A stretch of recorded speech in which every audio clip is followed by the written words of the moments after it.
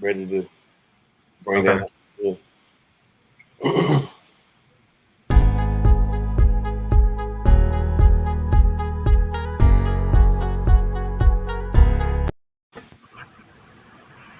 All right, I guess that was That's a quick one. yeah, that was the countdown. The ship is already set sail. They like, where did it go? Where did it go? What happened? But glad that everybody could be here in this space, in this place tonight. I think we lost Brother Mike momentarily. I'm sure he'll be back in. Gregory and Julia, thank you again for hosting me this week. If you follow me on Facebook, I tried to add NC100. And we'll have to talk about that too, Meryl, because I couldn't get the thing to line up. But I think I put you in there so you can see it. So, yeah, visit the property. Beautiful meeting. One of the best meetings I've ever had in my life. I don't get many meetings that are outside in the breeze and beautiful scenery and some fresh fruits and vegetables and a nice little guacamole to go with it. Thank you, Julia. And Gregory taking me around the property. I appreciate you guys. Khalik back in the building. Thank you for showing back up again, young man. Looking forward to some activities you have planned in Rocky Mount. I want you to keep us abreast, and if this is a space you can share that information, it'd be great once you get everything organized and put together. I know you're working on it. Brother Mike, of course, Danya on the wheels of steel, and Meryl in the building. Thanks for being here. Tonight, we're going to have another conversation, and that's more personalized than anything else. It could be painting. We could paint some outside the lines in terms of what we're going to be discussing, because as always, I want you to incorporate your lives and personal thoughts into the topics, but in this instance, we can kind of keep it there. I got a prompt that I want to play, but what's noteworthy to you is the topic. So what's important to you? What gets your attention? What is noteworthy to you as an individual? And then we'll branch it down into community-oriented discussion. So with that being understood, I want to begin tonight, and Meryl has something prepared that goes right along where I wanted to start off with giving flowers to people, recognizing people that are important and near and dear. There are a number of folks on this this call right now, in this meeting right now, that have been personally impacted by Portia Paris. All roads lead to Reedsville is one of her favorite sayings. So she's from Reedsville. She's a very, very important person in my life. She is my yin to my yang, or yang to my yin, however you want to put it, because we've done a lot of work in the space of mentoring and getting young teenagers prepared for what life may bring, college readiness, conflict resolution, all of the things we worked on at the Y for a number of years. Be like water is our favorite saying, so kind of conform to any situation and still be powerful, as Bruce Lee meant when he made that analogy. So I just wanted to recognize her tonight. I got the opportunity to go visit with her and spend a little time. Very near and dear. I can't say enough about her. But Meryl mentioned that he had a video that had been prepared, which I think Angelica, who's always deserving of some praises also, she puts together some awesome flyers. Any flyer that you see and receive that has to do with our broadcast here on GFB, Angelica has done some outstanding work. It's beautiful work. So let me just give her some flowers also. But she did a video, from what I understand, that has to do with celebrating Portia. And Meryl, if you have it queued up, love to see it. Yeah, I'll get it fine. Just to give a little context to it, so it was just that Portia, we would love her and wish her well, and she'd not been feeling well, and some of former achievers and just other folks that love and cherish her wanted to give her some well wishes. So we were able to send this to her. Don't know if she had a chance to digest it all yet, but we want to show it to you. I think Angelica did a pretty good job of cutting this together. So let me get it all together.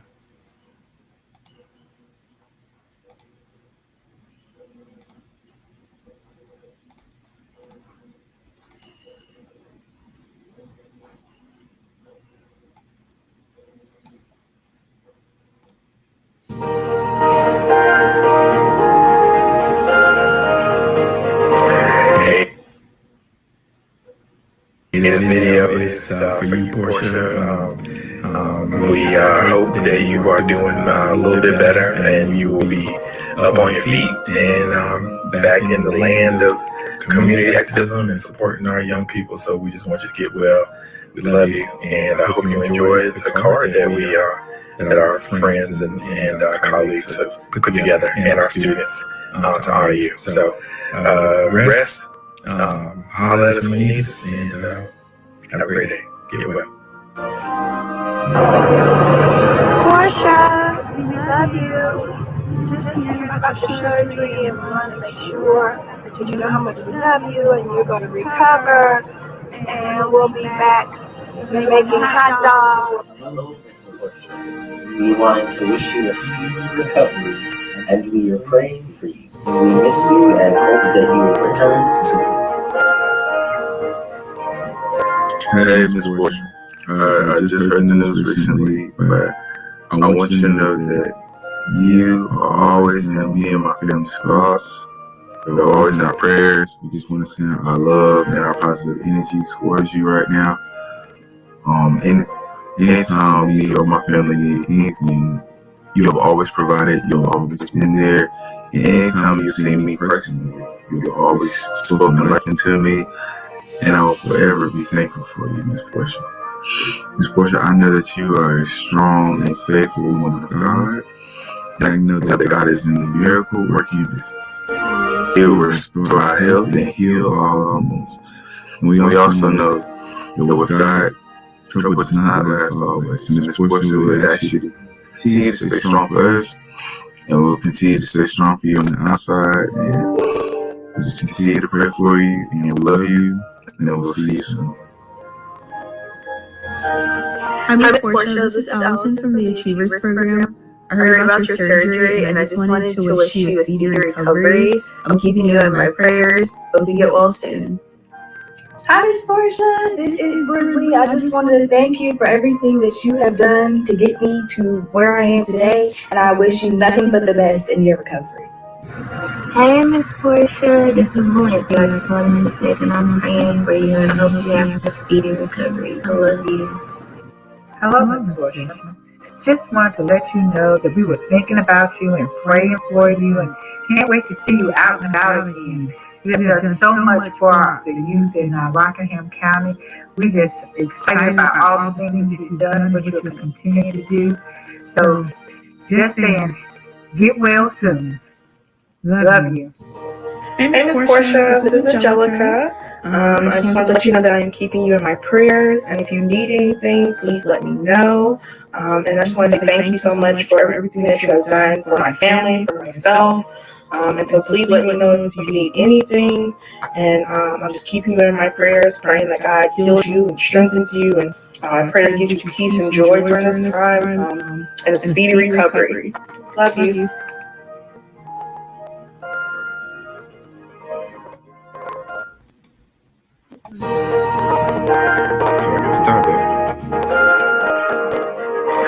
Hey, this video is for you, Portia.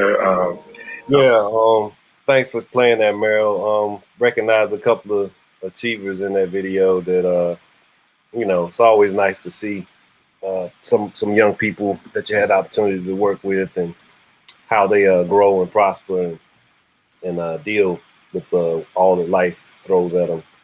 And they look like they're doing okay. So I'm glad to see that, and I'm glad that people recognize the power of Miss Portia. She's an awesome individual. I love her dearly, and I'm glad to share her with everyone because she is very, very much shareable. She's an important person in my life. Yeah, I care greatly for her. Any other things you wanted to add before we got to tonight's topic? I just think you said that well. And again, thanks to Angelica for coordinating that and all the folks that want to pour in just like she pours into the whole community. So absolutely. So to just kind of bridge this to tonight's topic, works of service, truth, fairness, leaving things better than you found them. Those relate to ideas of noteworthiness to me.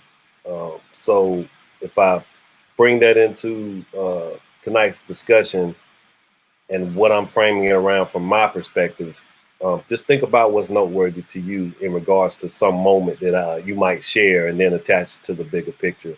So I want to thank and recognize the comment on how beautiful the video was. I definitely agree. So with that being said, I'm going to play a video of Nicole Hunter-Jones, who has been in the news for the last few months in regards to a tenured position at UNC that became somewhat a lightning rod of controversy when it was decided to not give her tenure by some powers that be, primarily, from what I understand, a very wealthy donor to the journalism school there, took issues with her receiving tenure immediately on the way in. There was a bit of a rigmarole. She agreed to doing one thing and then that changed to another, and it just was not a good look for UNC, especially in the long run, because it's a place that claims to be all about diversity. So she's decided to take a job at Howard University at HBCU. And before I talk too much, and there's no need to play the video, I'm going to just play the video. This is what has been decided in the last few days. I was just trying to give you the whole lead up to this decision she's made. So let me play the video, and keep in mind what we're discussing tonight, what's important to you, and I'll frame my thoughts and ideas around what's important based on this video. And it's noteworthy to me what we have witnessed in accord to this hire and what we're about to witness in this video. So let me get my stuff queued up.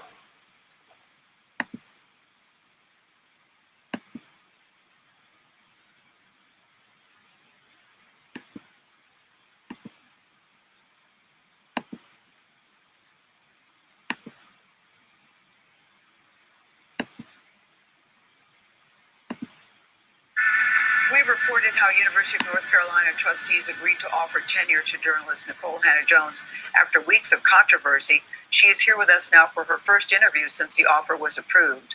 It was approved last week, Wednesday, July 1st. Nicole Hunter-Jones, we welcome you to CBS this morning. Thank you so much. What have you decided to do? We just heard the vote was 9-4, offering you the tenure. What have you decided? Well, I've decided to decline the offer of tenure. I will not be teaching on the faculty of the University of North Carolina at Chapel Hill. It's a very difficult decision, not a decision I wanted to make. And instead, I'm going to be the inaugural night chair in race and journalism at Howard University. So many things to unpack there. First, let's start with you declining the offer. The vote was 9-4, clearly in your favor. There are some people that could say, you said you wouldn't take the job without being offered tenure. They offered you the tenure, and you're still saying, thanks, but no. Absolutely. Because look what it took to get tenure. So this was a position that since the 1980s came with tenure. The night chairs are designed for professional journalists who are working in the field to come into academia. And every other chair before me, who also happened to be white, received that position with tenure.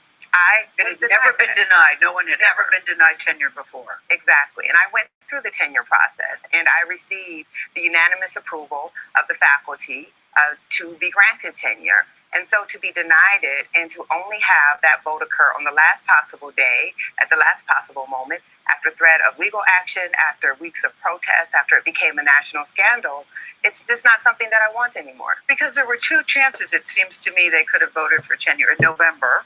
Then you heard that the tenure offer was being pulled. Did anybody explain why it was being pulled? No, Gail. To this day, neither the chancellor or the provost or anyone on the board of trustees has ever told me why my tenure was not taken up in November, why it was not taken up in January, and even the public statements about needing more information about my credentials. They voted without ever asking me or receiving any additional information than what they had in November. Now, at one point, I believe there was an offer that you could work there, you could teach for 5 years, and then they would reconsider tenure. And it seems at one point you had accepted that offer, right? You accepted to do that, and what changed your mind? Well, I accepted it after going through months and months of the tenure process. This is my alma mater. I love the university. The university has given me a lot, and I wanted to give back. It was embarrassing to be the first person to be denied tenure. It was embarrassing, and I didn't want this to become a public scandal. I didn't want to drag my university, through the pages of newspapers because I was the first and the only Black person in that position to be denied tenure. So I was willing to accept it. Yeah, you never spoke up during that time. Never. This did not become public because of anything that I did. As you know, this is the first time I'm speaking about this at all. Why do you suppose they didn't right away offer you tenure? What do you think the reason is? I mean, what has been reported is that there was a great deal of political interference by conservatives who don't like the work that I've done, particularly the 1619 project, and also by the powerful donor who gave the largest donation in the 70-year history of the journalism school. So it's pretty clear that my tenure was not taken up because of political opposition, because of discriminatory views against my viewpoint, and I believe my race and my gender. Yeah, and let's talk. Should politics be part of this process? No, it seems to become very, very political. Yeah, it's actually against state law for political interference to be part of the tenure process. So no, it clearly shouldn't. Every person who comes up from tenure should be judged by the quality of their work, by how they went through the tenure process. Again, it has to be made clear. I went through the official tenure process, and my peers in academia said that I was deserving of tenure. These board members are political appointees who decided that I wasn't. And can we say you have a 20-year career with impeccable credentials? Let's talk about the 1619 project, because the New York Times did issue a clarification, not a correction. They said they've stood by you. There was a clarification. What was the clarification, and what is your response to the criticism? Sure. So the clarification was that we added 2 words to a statement on the role of slavery in the American Revolution. The original text, right? The original text said that one of the primary reasons that colonists decided to break off from the British Empire was to preserve slavery. We added that one of the primary reasons that some of the colonists decided to break off. It was a clarification, and I think, in academia and in journalism, we should clarify if necessary. That's never been seen somehow as making a project illegitimate because you try to strengthen and clarify your argument. You've released an 8-page statement. I encourage people to read the statement. It's 8 pages where you really take us through exactly what happened. I want people to understand you had offers from many universities after this controversy started to arise with North Carolina. Many people approached you and said, please come here, including Howard. Why did you decide that it would be Howard? And I raise that question because some would say, look, Howard already understands this. Would you be more effective working for, say, a predominantly white university that may need to understand the work that you do? Yeah, I have been very, very thoughtful about my decision to go to an historically Black college. And what I decided is, since the 2nd grade, when I started being bused into white schools, I've spent my entire life proving that I belong in elite white spaces that were not built for Black people. And I just decided, I got a lot of clarity through what happened with the University of North Carolina. I decided I didn't want to do that anymore, that Black professionals should feel free and actually perhaps an obligation to go to our own institutions and bring our talents and resources to our own institutions and help to build them up as well. This is not my fight. I fought the battle that I wanted to fight, which is I deserve to be treated equally and have a vote on my tenure. I won that battle. But it's not my job to heal the University of North Carolina. That's the job of the people in power who created the situation in the first place. Are there any other reasons, and they never gave you reasons, but are there any other reasons that you could think of other than the 1619 project that they would delay your tenure or that this would become a controversy? Absolutely not. If anyone looks at my track record as a journalist, I work at the New York Times. Look at the awards I've won. Look at the work that I've done. I wish that we could make public, the letters of recommendation from others in the field. It is clear that I was credentialed enough to teach 18-year-olds how to do journalism at the University of North Carolina. So I don't think anyone can say that there was any other reason other than political appointees did not like the nature of my work, and that is illegal discrimination. Had you told North Carolina your decision before joining us today. We like an inclusive always, but had you inform them that this was a decision you were going to make? I told Dean Susan King, who has been a tremendous advocate for me, who has been one of the few leaders who has shown, I think, a great deal of integrity during this process. I told members of the Carolina Black Caucus, and I told the group of student protesters. I went down to North Carolina this past weekend so that I could tell them in person how grateful I was for their support, how appalled I was at the way that the students were treated at their Board of Trustees meeting, and that I wasn't coming because I didn't want them to feel betrayed. But as for the chancellor and the provost, I didn't, because I haven't heard from them since this happened, so I didn't feel the need. You haven't heard from them? Absolutely not. What is the personal toll it's taken on you? You started, when you read your statement, you said, listen, you've been a Tar Heels fan since you were a little girl watching the games. Go Heels. I know you're supposed to say that when you talk about North Carolina, but you've been a fan for a very long time. What has this meant to you personally? How has this affected you personally? It's been extremely difficult. People see me as some type of a symbol of things either they love or they hate, but I'm a human being. I didn't ask for this. I really just wanted to give back to the place that has given me so much. This same year, I was inducted into the North Carolina Media Hall of Fame by the University of North Carolina.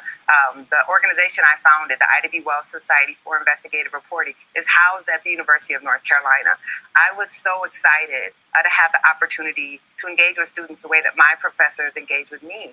And this has been one of the most difficult periods of my life, which is why I've been really silent about it. And how do you feel about going to Howard? I know at Howard, I would imagine they are doing the hula, that they have Nicole Hannah-Jones on their staff. Yeah, your good friend, Oprah, told me at one point on another project that she felt I was in a supreme moment of destiny. Oh. And that is how I've been thinking about Howard University.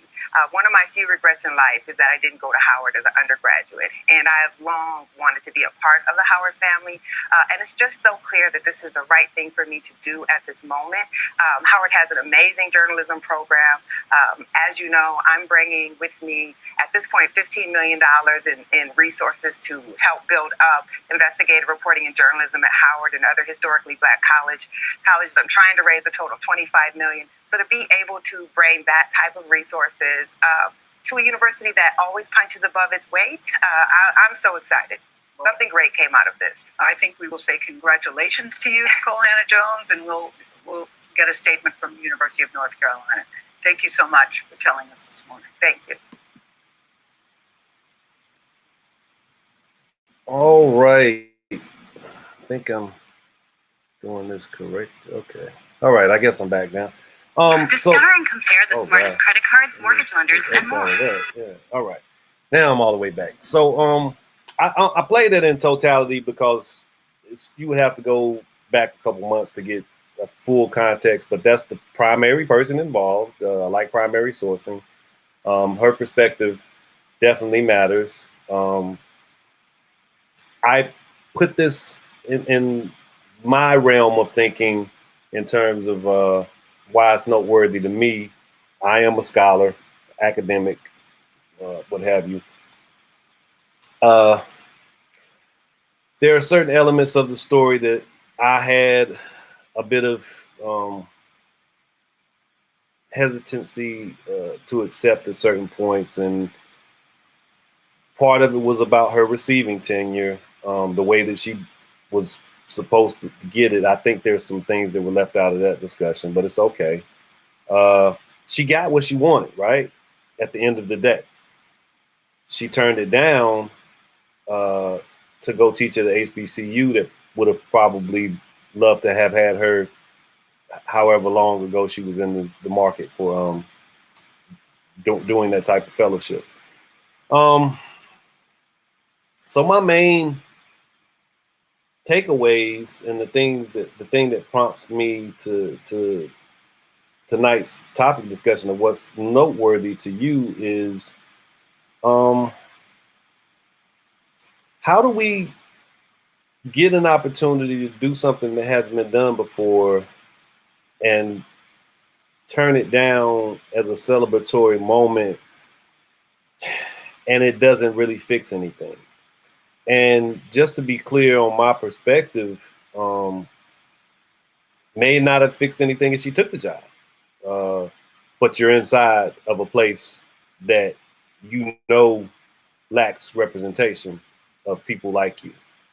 But you also I take into account the personal process, why you do what you do. What's noteworthy to you also means what's important to you in terms of why you do certain things. And she's a journalist, and she wrote a project that was pretty well scrutinized by historians, but it got the attention of a lot of people also throughout the nation for what she was arguing in terms of Black people's contribution to the country since 1619, when the first enslaved Africans arrived here.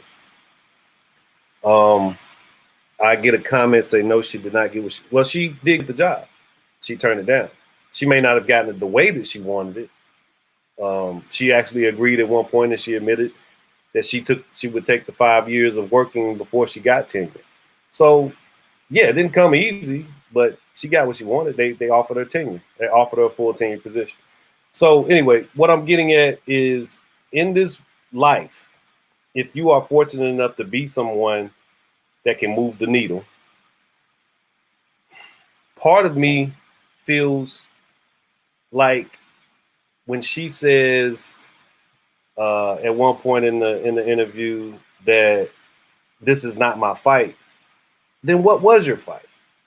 So that's what I'm wrestling with in some of this. I understand it's your profession, but you created a project that invoked certain reactions. You walk a line. You talk about the creation of the Ida B. Wells Society at UNC. Your name is Ida B. Wells on Twitter, if I'm not mistaken. But Ida B. Wells was about that life. Her primary reporting was on lynching, the lynching of Black men primarily in America at a certain time when that wasn't well received. So again, this is, my perspective and my prompt. What's yours? We don't have to go down the rabbit hole of unpacking Nicole Hannah-Jones. That's just one example of what I was getting at tonight when I say what's noteworthy to you. So is there something that just you have strong feelings about, opinions about? You guys already know mine is about Black representation, especially in media. Journalism is where a form of media originates. Journalism is important to media. So having someone that's representative of a Black American voice is critical. I feel like she would have been well served, and we may have been well served for her to have a presence at UNC, where I've been employed before, ostensibly through the Digital Heritage Center, and witnessed some things. I know people who've worked there who are Black have experienced some things. Merrill is an alumni. If you're a journalist and you represent the ideology of someone like Ida B. Wells, is it not your fight? I'll leave that there. So feel free to, and I'll come to you first, Merrill, because I know you have opinions on that matter, but I also think you completely get where I'm going with tonight as far as, what's noteworthy to you. You don't have to stick and stay on that topic. You really don't. That's how I'm framing my noteworthy thing. So if there's something else that's noteworthy, you feel free to introduce it. That's what we're here for. This is a communal space. I would engage anybody in that. I'm here for that. But Merrill, I'll come to you first. That's your alma mater. What are your thoughts on not just that, but what is noteworthy? Yeah, it's not that. What's important to me? Yeah, no, I don't think. I think I can use that as the backdrop. So what's important to me is this idea of there's multiple ways to skin a cat. You ever heard that expression? And thinking about Miss Jones, like I kind of resonate and I feel her when she talks about the fight and the pain and the trauma that is inflicted amongst people who identify as Black American, to the struggle through like these stages of racial identity. And so like, I think that what's important to me is thinking about my own personal journey and like those stages. I mean, there's a really great chart study. It's a gentleman named William Crawls that kind of talks about these 5 stages of racial identity. And a lot of people get stuck in this stage 1 where, you know, white is right. And all my standards are like based off of European standards or these traditions that get laid down to you. And I really do feel that it is up to you as a person of color, Black, however you identify, when you go into a white space that has been historically a white space, you are making some choices to be in those spaces, to navigate through, to be the first, or to have a seat at the table, whatever that means. And it's so layered, because I do think there are different roles for different people. So some people are built for that and some people are not. It is a huge weight to carry. And I used to carry as I developed through my identity, my racial identity, of having the history and shoulder and having all the history of every Black person ever, me representing that. And I personally, I can't do that. It's just not, I can't do that. And that's not my fight. I represent myself, but I also care about people who are Black American. I care about people who that have like similar struggles and put value into being in these elite spaces. And a lot of times when those spaces are defined, like what makes them elite, is because like they have some connection to this ideal, which is based off of stuff that has nothing to do with me. And so like, it's a very interesting place to be in. And I think the place I'm trying to get to, I think I have a really good personal sense of my racial identity and being very proud about being a Black American person and wanting to fight and advocate for things that impact Black American people first. You know, like I'm totally all about that, but I'm also getting better at trying to figure out ways to where it's effective, people who aren't necessarily in that space and confuse equity and equality. Like I'm trying to find these ways to be able to navigate through that and figure out how much of my energy am I going to spend with somebody who just fundamentally doesn't understand that and wants to, you know, if they can have some impact that's going to impact a whole bunch of people that look like me, I'm going to spend some energy on that. If it's just Joe Schmo guy that just hates people just because he hates them just because of the color of skin, I don't care. I don't care if kids know what fork to eat at a fancy restaurant. I don't care if they dress, put on a suit and a tie or pull their pants up. I don't care about that stuff. That means nothing to me. But I understand if you want to be in those spaces, those games that you have to play. So I'm trying very hard to keep that balance so, I can be helpful in places. But I really do believe, you choose to go into a space that doesn't want you there and you want to fight for other folks, that's up to you. Or if you want to do something different or you want to concentrate on a subset of people and then have some successes and build up people in a subset, then that's what you do. I just think there's many different ways to get at this and tackle some of these ills. And we all just have different talents and different ways to go about it. So like, I feel for the sister. I'm glad she did what she did. I'm glad the way it ended. I'm glad the conversation is continuing to be had. And, and it would have been nice if she had decided to, go to Howard or build resources and bring it to a HBCU. That would have been great. But I'm starting to ramble, but you get the gist of it. It's just a very nuanced and difficult space to be in, to want to advocate, but also not have to continue to have that trauma. Everybody wants a good life. I get that, man. I totally understand where you come from. I'm glad you shared it in the way that you did. It's critical to me in this situation that I make sure. I mean, it's not like she was getting this opportunity because she reported on fashion blogs for, 20 years. The content she chose to engage with in her profession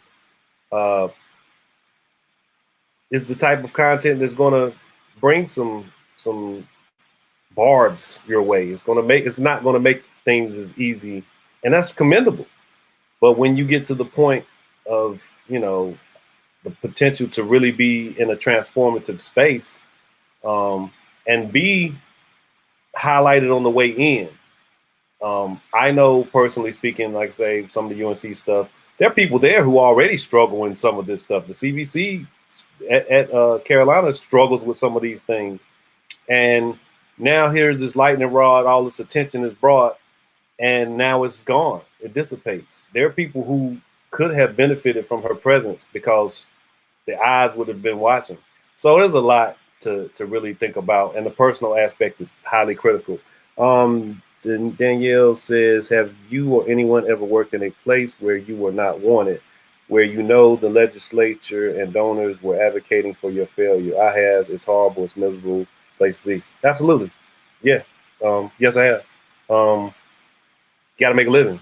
So some of us don't get the opportunity to have as much attention drawn to how bad it could be. So do you think on the way in, Danielle, knowing all of the red tape she had to cut through to get to that position, that they would have been allowed to conduct themselves in a certain way? The eyes would have been watching. So this was an opportunity for a somewhat protected approach. Doesn't mean it was going to be all vainglorious, but she wrote a 1619 project or made that project, contributed to that project. That was her baby. If Black folks have been here since 1619, why are we still saying first Black anything? So if we're still saying first Black anything, absolutely. There's still somebody coming behind her that's going to experience some of those same things. Yeah, I've definitely been in places where I knew I wasn't wanted or appreciated. So yeah, that's easy, especially for most Black Americans who try to make it in this society. Yeah, most of us have definitely been in those places. And folks can go make it in different ways, right? You don't have to necessarily. Like in her case, this is where she has to be. But like Joe Schmo person that's like, oh, they treat me real bad, and I'm in this corporate space, and I want to blah blah blah. It's like, well, you could, you could work together and maybe start your own thing. You don't have to be in those spaces. You know what I mean? I think that's the other thing that's just a struggle. Not in this case, this is more layered, but just like that general person, it's like, I'm trying to climb up the corporate ladder. And it's like, well, what are your values? Like, you want a corner office, or does that represent something that is like you made it? And how are you defining that? And that's the thing that is a struggle, because there are folks that have preached and taught that to survive and to, material success is success, and the only way you can do it is to navigate through the white man's plan. Navigate through the white man, and that's the only way you're gonna be able to make it. Like, no, that's crap. So yeah, that's a whole nother different angle to come at this part of the conversation. Yeah. But it's what's noteworthy to you. Integrity is very noteworthy to me. So you're absolutely right. If somebody's looking to sell out, somebody is looking to buy in all the time, and that's part of the problem that I see with a lot of Black figures in media. They're purely there for profit and the continued exploitation of the least of us, and that's unfortunate. Julia and Gregory, just ideas, thoughts around, like I said, what's noteworthy to you, but you got the framework now, so what's noteworthy to you guys? I think I'd first like to just respond to the nice tribute to Portia this evening, and we ditto all of that. One thought that comes to mind is leverage, and the lady leveraged the moment the best she thought she could. We have moments of power and moments of influence, and I think she felt like she was doing the best she could with that moment. She'll have other moments. She's a young woman, and there'll be more work to be done. But that idea of leverage, spiritual, positive leverage when we're offered the opportunity, when it presents itself, and hopefully we'll have the wisdom on how best to use it. And I think it's important for us not to be judgmental of her decision. Yes, it would have been great if she maybe stayed and fought the fight, but goodness knows, we don't know what she went through. And why wasn't she accepted right away? I mean, if she had been accepted for tenure without going through the vote and all that she had to go through, she probably would still be there. And my hope is that somebody, at least, or a few people, will say, what could we have done? Is there anything we could have done differently to have had a different outcome? And maybe, just maybe, her decision to go to Howard will cause people to think, to reflect.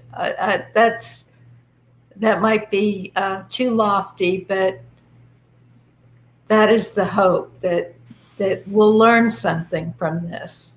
And my other comment is also about Portia and what's noteworthy. And I think the giving flowers, the showing people how much we love them before they die. You know, at funerals, there's always all these great eulogies and how great people were. And I think it's wonderful that people are telling Portia now how much she has meant to them and how much they love her. And Mike shared something that I think is so indicative of Portia. And he said, you know, Mike, I hope you don't mind me sharing this, but he said, you know, she ran into me in the grocery store when I was hungover and I still smelled like tequila and I was on who knows what. And she said she loved me. And that's our Portia. And sorry, may we all be more like Portia. Absolutely. She is much celebrated, and I mean, she's still smiling, and I hold her near and dear. That's all I can always say about that lady. Thanks for that, Julia. And yeah, I definitely want to echo what you're saying in terms of the personal aspect of the story. I make sure I preface and repeat throughout this. That's Nicole Hannah-Jones's personal choice. I can't judge that. I'm only questioning what I am about a public figure and some public things take place. And as a person that's concerned with Black American life, as I am, this was an opportunity from my perspective. And I hope the conversation doesn't go cold. That was one of my fears, Julia. The things that take place or have taken place and continue to take place at UNC were being brought to light because of what was taking place with Nicole Hannah-Jones and her being a nationally recognized figure. But now there's a potential for the air to be out of that situation. And a lot of symbolism comes back into play. That word that I hate the most, you know. Now we're back to the song and dance and look what we did. And who knows who they hire now, right? Could be just a person of color who checks some boxes. And they're going to celebrate it as if it's significant and transformative. So that's the rub. And also, leave the comment up. I'm going to get right to it. But also, HBCUs don't exist in the same capacity that they once did. It's very important to keep that in mind. A lot of HBCUs have low attendance of Black Americans. There's a lot that we're playing with here, and it's all games and not reality. And I'll get off that soapbox and we'll come back to the space. But let me. I just want to throw one little data point, what you're saying to illustrate what you were saying, Felton, about like students who identify as Black American. Out of those students who are eligible to go to 4 universities, like less than 7% of those students choose HBCUs. So that's an issue. That's an issue. Yeah, it's a significant issue, and it speaks more to Black American life than it does to Black American affinity for education. It's almost like we've tried that, and it still hasn't fixed anything. So that's another discussion. But let me read Danielle's comment. She says, oddly, there is no discussion on the donors who threatened to retract their millions if she's tenured.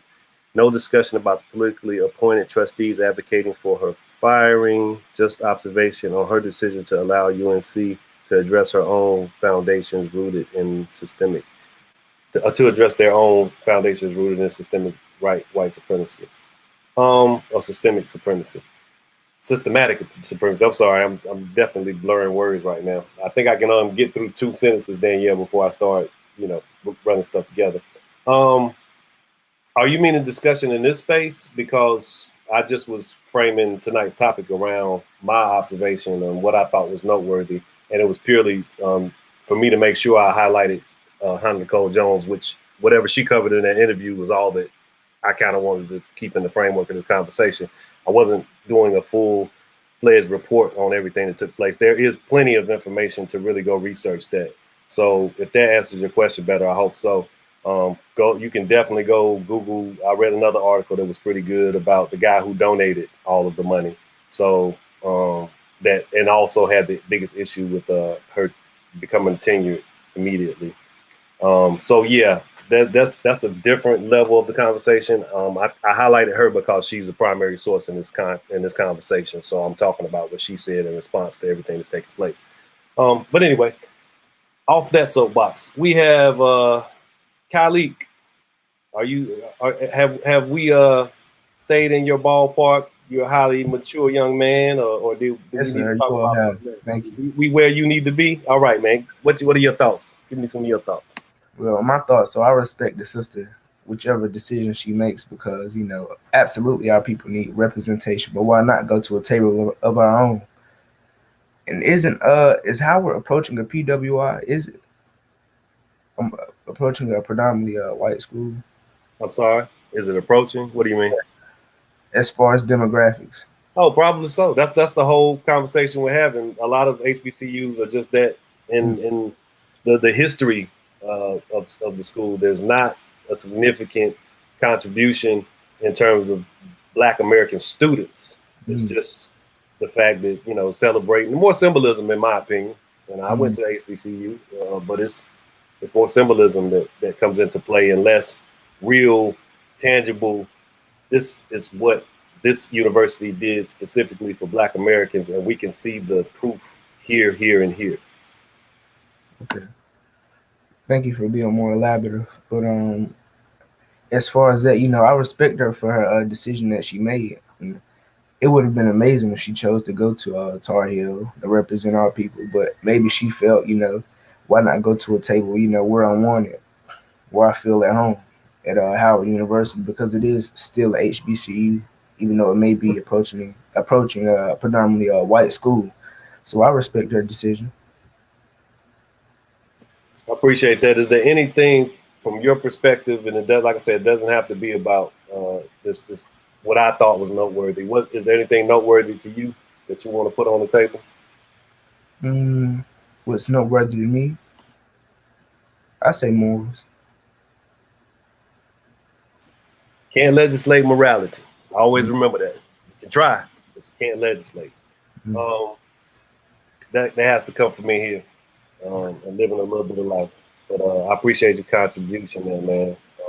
Yes, sir. Brother Mike, what are your thoughts about the content we're discussing, but primarily what's important to you? What's noteworthy to you, man? I got a feeling I know some of that. Well, we give a big shout out to Mama Portia. Yesterday was her wonderful day of her getting older and wiser. So big shout out to her.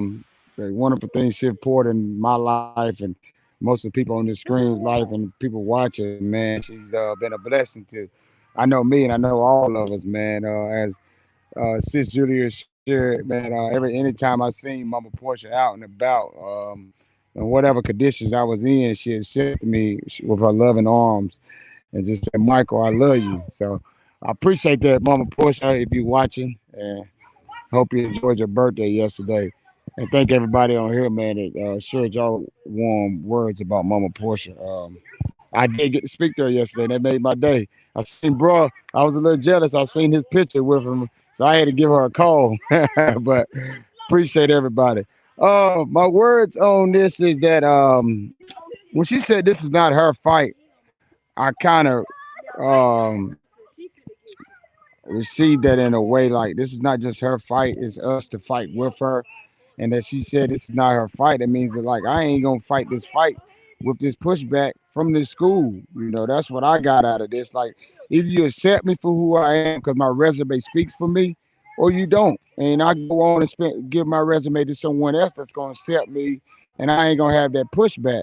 Because why would I have to go to work somewhere I wasn't accepted at in the beginning? It goes back to integrity, and as my brother said earlier, morals. How you carry yourself. You don't sell yourself out for the money, for okay, I work at this place, even though I ain't liked, I'm gonna do it anyway. And that's the problem in a Black American we'll just do something because, oh, I got the opportunity. Bump the opportunity.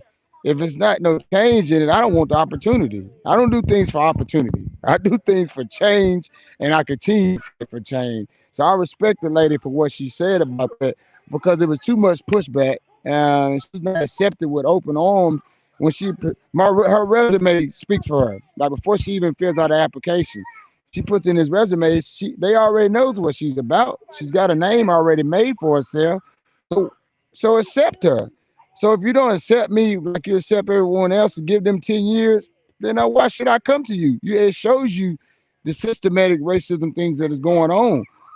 I think that our brother Michael Galloway pointed out some things during Black Empowerment Week or before about all the different. I know I'm going to another topic, but all the different dorms that is named after slave owners. So it speaks about UNC. You know what's going on at UNC. See, the thing is, like a lot of people don't want to speak on the truth or the matter of fact of things. They just want to scratch the surface. Now we need to dig down in here and say, hey, this is what it is. Now, hey, like you said, is there gonna be a continuous thing after this? I sure hope so.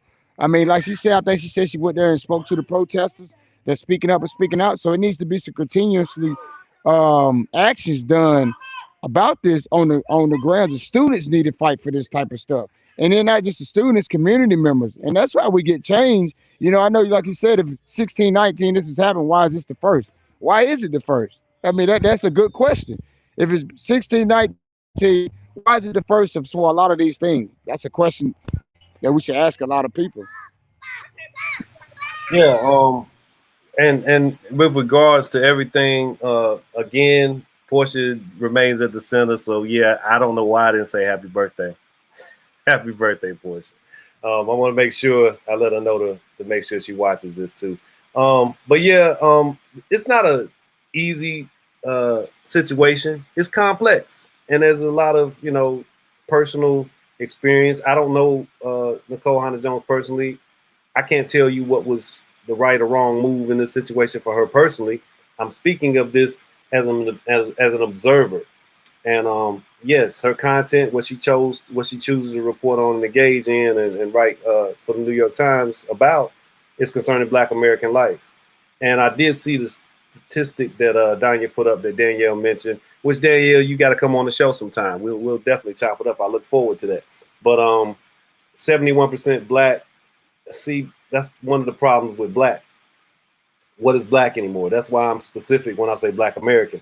I'm definitely not arguing numbers because I don't know. But Black is almost anybody that has pigmentation these days. And that's not who I'm talking about when I say Black American. But that's neither here nor there. It's just an observation again. So as we get ready to wind down, I'm hoping that I did not consume too much of everybody's attention based on what I thought was noteworthy. Again, this conversation was about what you thought was noteworthy, and I used Hannah Nicole Jones' situation at UNC as something I thought was worthy of note to me. And it's critical that we have Black representation, Black American representation in these institutions. And that still doesn't mean that it's all, going to be in the way that I would like to see it. We have a Black lieutenant governor. And if you look him up, you'll definitely know that that's not even close to who I would view as somebody I want to see in leadership. Danielle's pulling up facts. Let's see. Are you Googling stuff? I can't Google while I'm working. So are you Googling stuff? So Howard's enrollment is less than NCA&T with only 10,000 students. Howard endowment is valued at $700 million, which is why they are at the table. I don't understand necessarily what that means. They have money, yes, a known institution. They just got some money a couple years ago, and I think some of it came during the Trump administration. And there was an issue with the FBI agent coming to speak. So Howard's been in the news over the last couple of years. I am aware of some of the financial struggles, so to speak, because I won't go too far because I'm not bashing Howard at all, but there have been financial struggles with the university in the last 4 or 5 years. Eagle pride, okay? Eagle pride, That's what I say. I don't really get off into all of that stuff. Let's just take better care and consideration of each other as a whole. But yeah, I'm an Eagle, North Carolina Central. Anyway, all hearts and minds. I definitely appreciate you guys, and I want to still make sure this is in recognition and celebration of Portia and all her good works. And again, I will reach out and make sure we tag her in this on Facebook or get her over there somehow. I just said Eagle Pride, Don. Get her notified that she was a big part of the conversation, because she used to be a really big part of this space when we first started doing this last year. So yeah, she was. Yeah. Love her near and dear. Love you all for being here. Yeah, you can't be my friend at the end now. What we gonna do? Gonna duke it out? What we gonna do? But Eagle Pride, that's right. So everybody, anybody got any last words, anything? I'm kind of closing on in a different way, because I feel like I'm gonna keep talking about Portia, and I don't mind doing it. She brings a little warmness to the space just by mentioning her name, right? She brings a little warmness here. That's right. Light. Go ahead, Greg. Brings the light. Portia is the light. Just wanted to mention that we got a message from Bob Winslow that he's on Facebook this evening. He's present. Hey, Bob. Yeah. He's sent a text or two, and he's all right, Bob. Giving Portia some birthday wishes as well.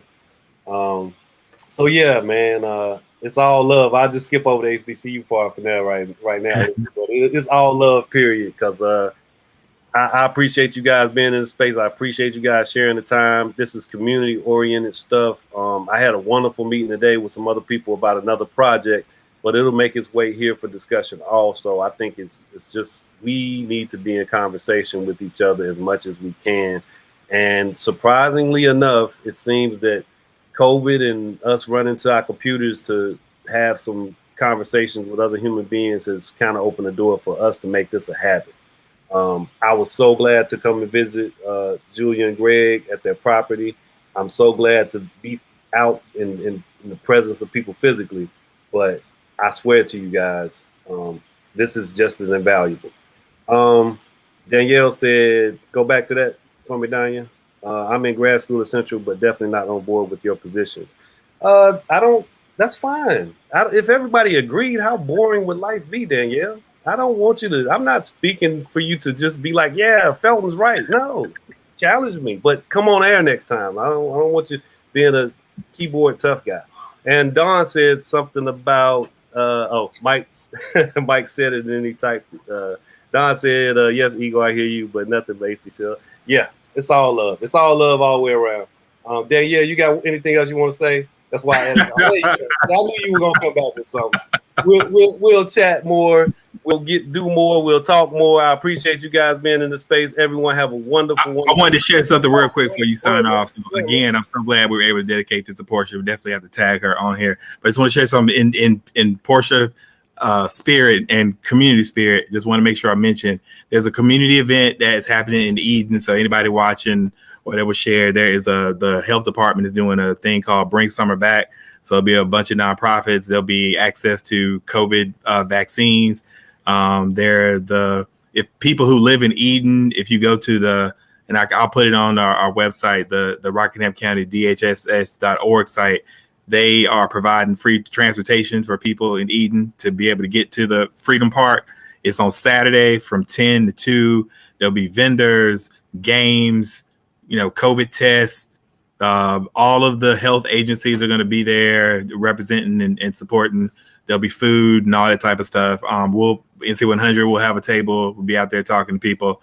And anybody who brings somebody to this event to get them vaccinated will get a $25 gift card for taking the time to get somebody out to get a COVID test to get vaccinated. So hopefully Elsa will leave us alone this weekend, and we'll be able to enjoy each other from 10 to 2 at Freedom Park in Eden, North Carolina. So I believe Elsa is going to kind of take a break over the weekend. So that would be great. That's awesome.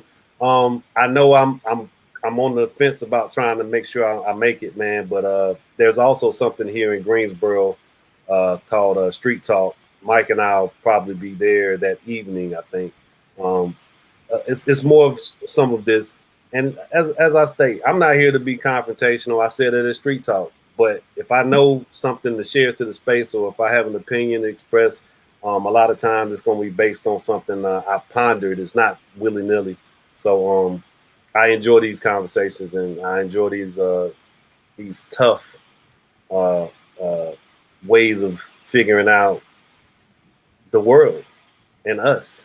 You know, we don't get there without contemplation and conversation. So let's keep having it. Khalik, I want to give you again some props for sitting in with these grown people on this Thursday night when you could be doing something more young. Thanks for being here. I have another statement I would like to say too. I heard something about Tar Heels dorms being named after Confederate military personnel. And also, you know, if a lot of our people don't have representation there anyway, I feel like the students should have a lot of background knowledge before they even try to attend the school. And that nature, you know, we should probably try to go to our own. That's just my observation. So, how about this, Khalik? And this is we'll wind this down on this. I just said this today, and it was in a different space. But understand, in totality, everything in this country is going to trace back to something that probably has to do with slavery, because that's what built this country, right? So, some of this is revisionist thinking. It's not like people who built these places or donated these to these halls and these campus buildings were living at a time where slavery was the worst thing happening. No. It was actually tolerated, accepted. Laws were enacted to protect it. Slavery was the way of this country. So they don't make it through posterity looking pretty good. Time tells a different story. But, you know, don't let that just lead you to, it's just easy. Hey, change the name of this building, because it's not. Howard's named after a white guy. Hampton's named after a white guy. So, yeah, they HBCUs. I don't understand to this day why North Carolina Central University isn't called Shepherd University. It was founded by a black man. Understand what I'm saying? So it's a complicated thing, and he's got a complicated past. Dr. Shepherd's got some complications if you look at him through history, the lens of history. So it's not cut and dry. It is a very complicated, muddy type situation. And as a historian, I wrestle with that stuff all of the time, man. So that goes back to my observation. I said, why not just go, you know, and create our own tables, go to our own tables. Do you have our own? Do we have our own economy? Who's on the dollar? That goes back to another thing I was saying. That goes back to the same thing. What's that? Go and create tables of our own. With what? You got it. We'll talk. Look, we'll talk. He said he got the plan. This young brother got the plan. It's so funny. Just one last thing on that, like, you know, so back in the day when I was in college, Mr. Brockton, there weren't cell phones, and so we used to, you know, I went to Carolina, and I used to routinely say, "Hey, look, we're gonna meet by Silent Sam," because everybody knew where it was, and that was just a place where we went because it was a place where everybody knew where it was. And I didn't even think about it. It was just a statue, and it was like that's the closest thing that people knew where it was. And just meet me here at whatever time, because there was no way to get in contact with people. Yeah, a lot of the things we're wrestling with right now, Kalika, because we didn't fix it when the opportunity existed, and it was not for us to fix as Black Americans. It's for us to fix as Americans. Period. That's right. And I mean, yes, facts. White, black, whatever. Everybody. So that's what we're wrestling with, man. I watched the Dukes of Hazzard and enjoyed the car jumping around, and I had the car. Yeah, I probably had one too. I'm pretty sure I have a big old rebel flag just chilling in my room.